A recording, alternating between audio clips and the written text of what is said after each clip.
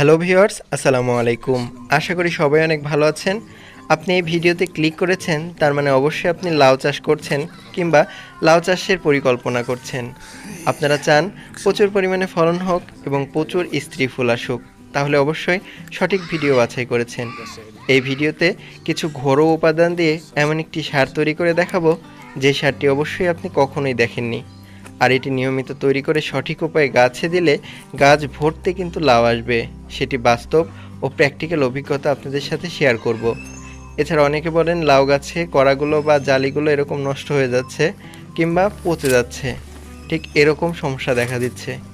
এটি কখনোই হবে না। এছাড়া অনেকে বলেন লাউ গাছের পাতাগুলো এরকম পুড়ে নষ্ট হয়ে যাচ্ছে। কি দেবেন যাতে করে এই সমস্যাগুলো না হয়? এজন্য অবশ্যই আজকের ভিডিওতে দেখানো এই পদ্ধতিগুলো অনুসরণ করুন। এছাড়াও আজকে একটি গুরুত্বপূর্ণ উপাদানের সাথে পরিচয় করিয়ে দেব, যাতে করে প্রচুর পরিমাণে ফলন হবে লাউ গাছে। চলুন শুরু করি। শুরুতে আসছে